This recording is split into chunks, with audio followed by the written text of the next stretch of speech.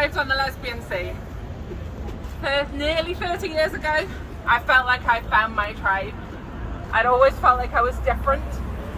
I'd always felt like I didn't really know where I belonged, and I didn't really have a name to call myself. When I arrived on the scene, there was drink, there was drugs, there was dysfunctionality, but these were my people, and we were united together against homophobia and against discrimination. And there were people in all walks of life, all politics, and we just got along. Even if we disagreed, we got along with each other. And the older lesbians looked after the younger ones, and they looked after the fellas too. Why did they look after the fellas instead of the older men? Because there weren't any older men. They'd been decimated by the AIDS crisis. And I remember that place. I remember that place held safe by women. And I loved those women then, and I love them still now. My wife is one of them, and she's my heart's home. But what about a young woman today who decides to seek out other lesbians? Maybe she sits in a room and she looks up the Lesbian Lives Conference in Cork. And yesterday she arrives at the door terrified, hoping like I hoped to find her tribe and her people. And she's met by a Beatnik person giving the keynote speech to an audience containing men. And the penis person is given a standing ovation by the women she hoped beyond hope would be holding that space for her when she was ready. The way those women held one for me. Disappointed but not deterred, she goes online onto a lesbian dating app, only to find more penis people. So she puts in a profile, no offence, but I'm only attracted to biological women, or something similar like that. And then she gets kicked off the app. She might try Twitter or Reddit or the online platforms trying to find her tribe and find herself excluded from one after the other. Meanwhile, that rapturous applause in Cork is still ringing in her ears. That day she felt humiliated and marginalised in what should have been her own space. I could weep for her. I could weep for those spaces, all gone now, or migrated into private homes where vulnerable young women, grappling with their lesbian identity, can't find them. Shame on the women at that conference who held open the door to allow males in, and then stood in rapturous applause as they had their own sexuality explained to them by a man. A man who campaigned against women's rape shelters and claims to be a dildo-packing leather dyke from hell. For absolute shame. The other side of this debate claims so frequently they're the most vulnerable in society, that they're marginalised, that they need fair and equitable solutions, fair for everybody. And I'm here to say that women have spent 100 years campaigning for fairness and equality. Which of our spaces are we going to give up in the name of fairness and equality then? Rape shelters? Women's sports? Lesbian conferences? I am unwilling to engage in a conversation about which men with which special identities are allowed into women's spaces. They can, and I'll say this as mildly as possible, get lost. We're standing here to hold the line. Sex is real and it matters. Women deserve our own spaces. Lesbians deserve our own spaces. And children need protection. And I know from personal experience that it's not without risk to be in this fight. I'm standing here today shoulder to shoulder with you in the knowledge that if I say the name of the man who reported me to the police for my tweets, if I even mention his existence, he will report me again. I stand here still waiting to hear whether I'll be hauled up in court by the Prosecution Service of Northern Ireland for tweets about child protection.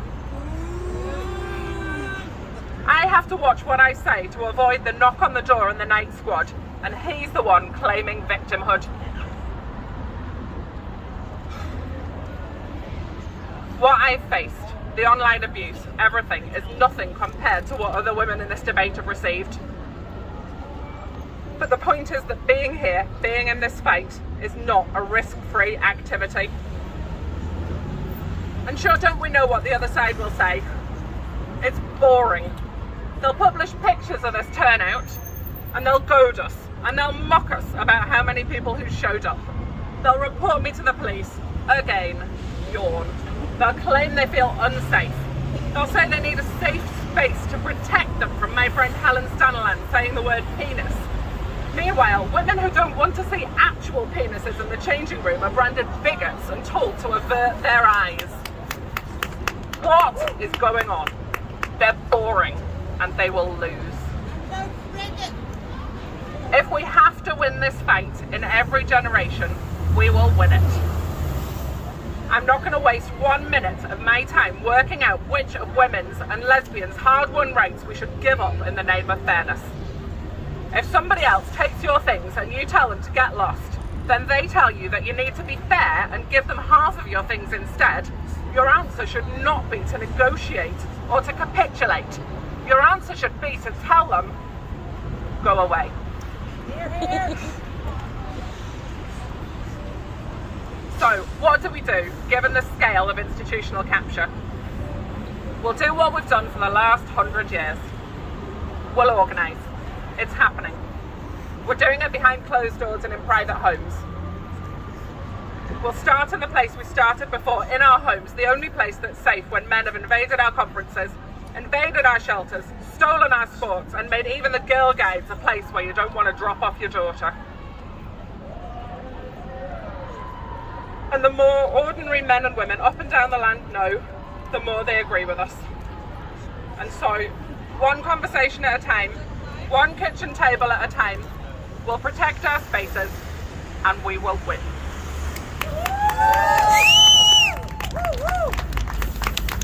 Rachel's going to talk next. She's come all the way from Dublin and she is completely amazing. If you haven't read her book, you definitely should. Rachel, you should tell them about it. And I think the world of it. There she is.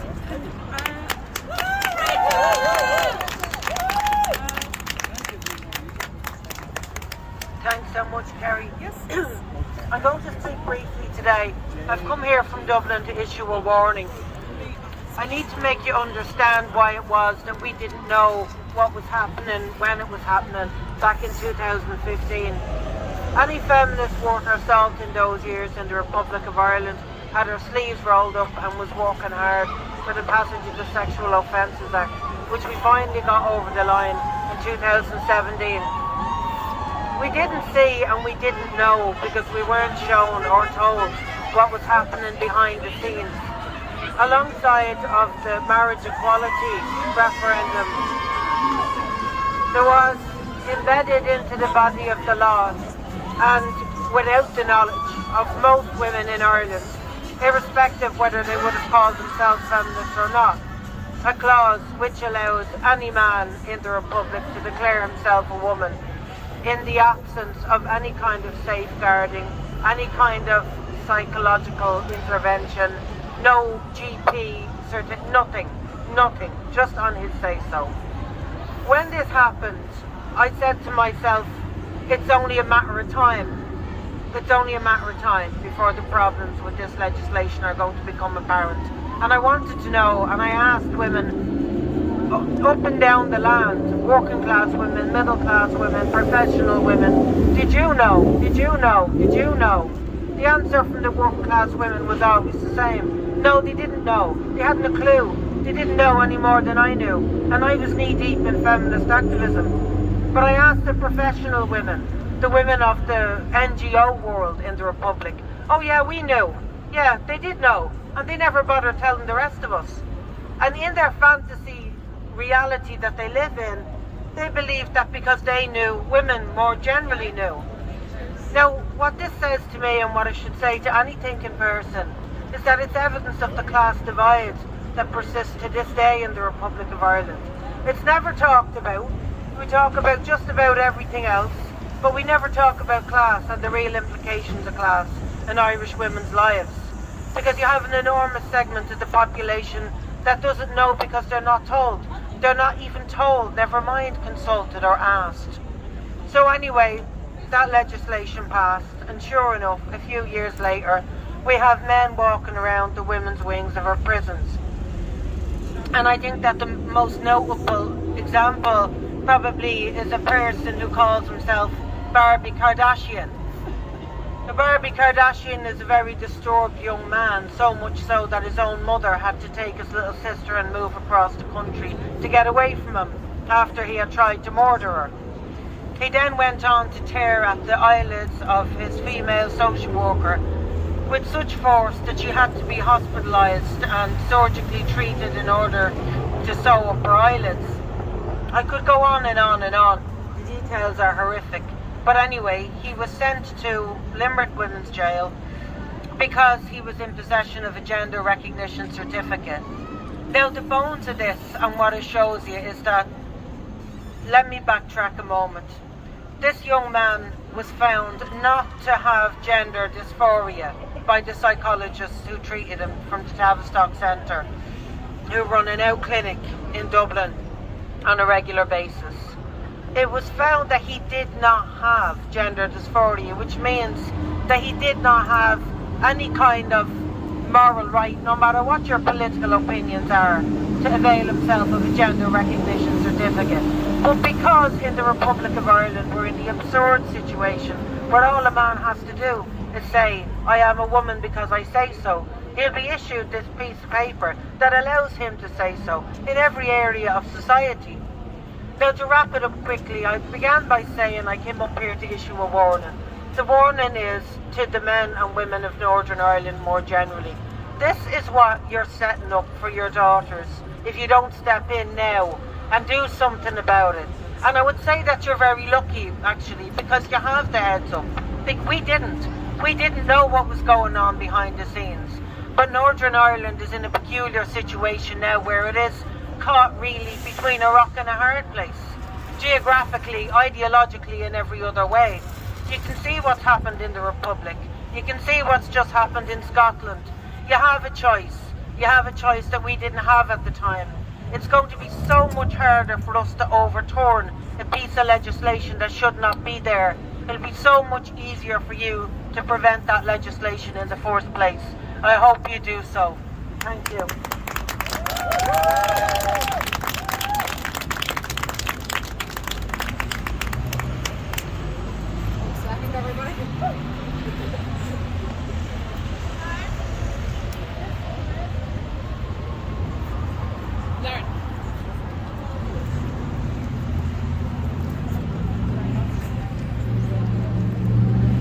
I'd just like to start by saying thank you very much for everybody who's come out today. It takes courage to show your face in this debate. I know some of you have made quite long journeys to be here. I also want to thank the WRN, which is standing for Women, SexNotGender NI, Radicailin, and a network of independent women who do activism in Northern Ireland and across the country, for coming here today. Alright, so here goes. I'm a lesbian who lives with gender dysphoria. I'm here to talk about women's spaces and lesbian spaces and what their loss means for women like me. By the age of 10, I heard the word gay. People in the 80s and 90s were still mentioning homosexuality like it was a disease. I heard it called sinful and disgusting. And if peers thought you were gay at school, you got talked about and you got bullied. I knew that I didn't feel like my friends did about boys back then, but I also couldn't imagine a future with a woman. I couldn't imagine the kind of woman I wanted would want me back. I couldn't imagine my own children or a home. I was ashamed and I was confused, and to make it worse, I felt stuck in this girl's body. So I made a decision. I might be a girl, but I was going to be a strong one. I took part in all the sports. I cycled and I lifted weights. I wish there was somebody, even just one person back then, who could have explained to me what a lesbian was. I needed somebody who understood to tell me it was okay to be who I am. I needed women in my life who loved other women. I wish there had been lesbian spaces for me to find, but there were none. I was alone, carrying a secret, and that made me vulnerable. The young women today looking for lesbian spaces on this island are plunged back into the same position I was 20 years ago. If I had arrived at that travesty of a lesbian conference in Cork on Friday to meet men and males claiming to be lesbians, I would have thought to myself, if that's a lesbian, then I'm no lesbian. I would have denied my own existence. I would have become more lonely, more lost, and more confused. Young women seeking lesbian spaces are often vulnerable. Many of these women are lonely, isolated by shame, desperate for love and understanding. They need space to be held for them and ground to stand on. They need a safe place to land. They need the company of women and of other lesbians. They need to work out that being a lesbian is a beautiful thing with a proud history, and they need the safety of women-only spaces to do that. In 2022, these young women find single-sex spaces have vanished. There is not one single inclusively lesbian space left on this entire island. If women want to go to lesbian spaces, we have to take a plane or a boat, or we have to make our own. In the supposedly lesbian spaces that do exist, males make keynote speeches and sit among the audience. If women say they're same-sex attracted, not same-gender attracted, they're kicked out of those spaces and shunned. It's an absolute disaster for the lesbian community.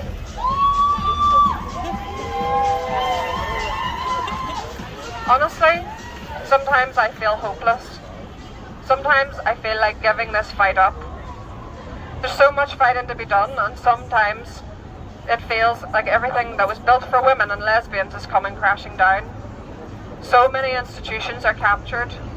We're having conversations in this country behind closed doors with politicians and community leaders, but it feels like a mountain to climb, and it echoes the whispers behind closed doors and the shame of my past. Meanwhile, I've had to sit in my own garden with my wife and ask, what if they come for us? I've bought security cameras and put them outside my own house. I've had to write on my wedding invitations to keep the time, the place, and the date secret. I've had to explain to my children why the police want to arrest my wife, as my 9-year-old had answered the door to policemen. And months on from that, I still don't know whether my wife will be dragged through the courts for tweets about child protection. Let me say that again. About child protection. So even my home doesn't feel like a safe space it once did. And make no mistake, the other side want to reach into every area of our lives. They want to control what we think, what we do, and what we say. They want access to our children, to indoctrinate them without our say-so, via the internet and schools and wherever else they can. They want power and control and access, and they want to demonise anyone who challenges them. What do I want? I want what everyone else wants. I want to live my life, raise my children, go to work, and run my businesses. I want to spend time with my family. I want to turn wood on my lathe. I want to see my wife happy and joyous and peaceful. And I want to do my bit to make her feel that way. But instead, here she is, and here I am, in a fight we didn't ask for. But we're in it now. I can't stop men like the one who's come after my wife. I can't stop the police from referring my wife to the prosecution service every time someone feels threatened by her tweets about child protection. I can't stop the other side sending disgusting, pornographic messages, threatening messages, insulting messages to my wife on the daily. I just have to live with them insulting me and telling me I'm really a self-hating wannabe man and I should transition already. So here we are, and I will fight. But who are we fighting? I've heard a lot about people on the other side of this debate arguing that they're left-wing. They say that in the best of left-wing tradition, they're fighting for the poor, the marginalised, the socially excluded, the dispossessed. Well, I call bullshit. The people I'm fighting for are the young lesbians looking to find their place in the world, who go to lesbian conferences and find men, and Google lesbian fashion only to find breast binders and links to gender clinics. I'm fighting for the women in Limerick prison, the very definition of marginalised, excluded, dispossessed, and who are housed with males. I'm fighting for the hard-working, disciplined sportswomen who are having their places at meets, on podiums and events stolen by mediocre males. I'm fighting for abused women in rape and domestic violence shelters who need a space away from men. I'm fighting maybe most of all for the girls who want to jump in the mud and hit things with sticks and climb the world and fight the boys on their own terms. Girls like I was. I'm fighting for boys who want to draw and collect teddies. The boys with great big hearts and great big eyes and great big feelings who cry at sad music and love going shopping and pressing wildflowers and making the very best listeners in this world. Those children don't need to be told that they are the opposite sex to the one they were born. They need to be told that they're amazing and wonderful just the way they are. They need to be told that there aren't girl things and boy things, and that there's a place for them in the world. Maybe most of all, that there are people in the world who will love them just how they are. The kind of radical self-acceptance I'm trying to foster in my own children is a lesson that's taken me, personally, a lifetime to learn. The space I learned it in was, in the end, my wife's arms. And now I've found it. I've found my voice. I've found my strength. I'm here, being what I need, and doing my best to build, again, what's been lost. Thank you very much for coming here today.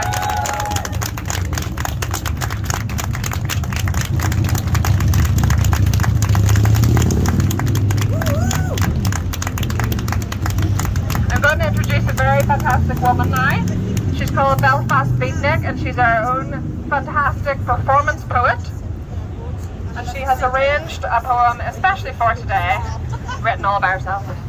Come on ahead.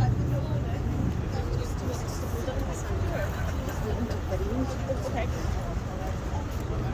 You gonna do it? Oh, I'll bet you what's going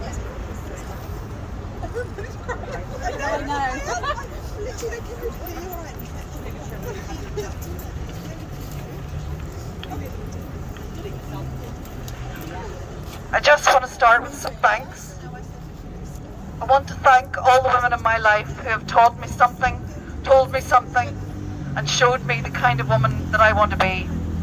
A special shout out to all my space friends, the women and men that have been sharing their expertise, knowledge of complex medical conditions, their experiences, their ideas about what we respect everybody, and that we respect everybody for who they are.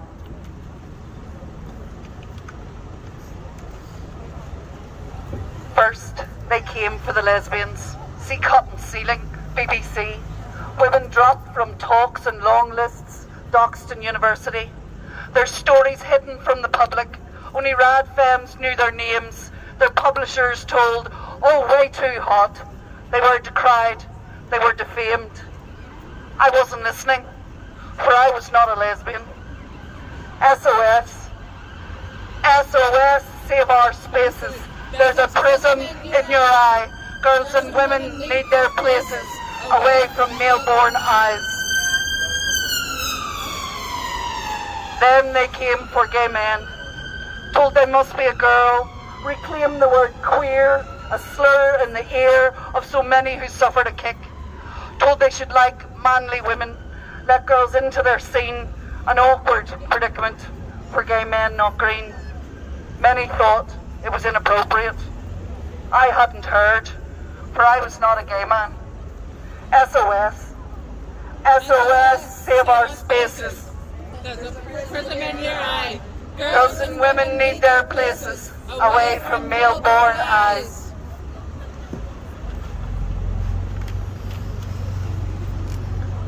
Whenever they came for just women, I barely noticed.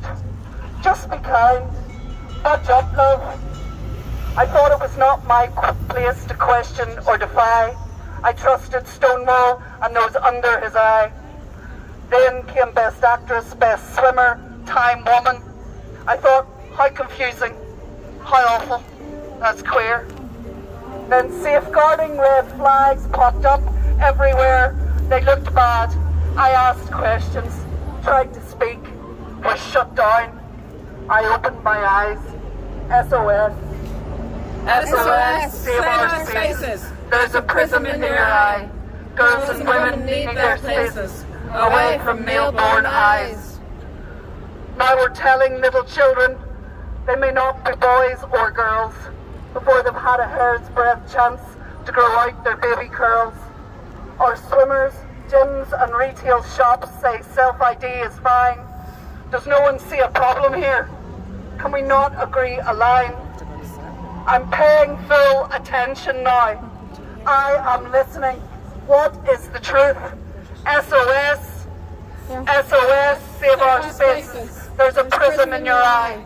Girls and women need their places away from male-born eyes. Thank you, everybody.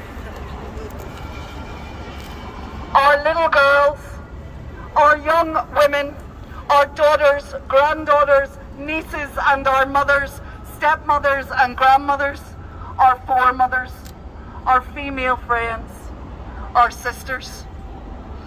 Women of all religions, ethnicities, creeds and political traditions are here. Communities and families, all women and girls deserve spaces of their own. SOS. SOS, save our spaces. There's a prism in your eye. Girls and women need their places away from male-born eyes. Thanks so much.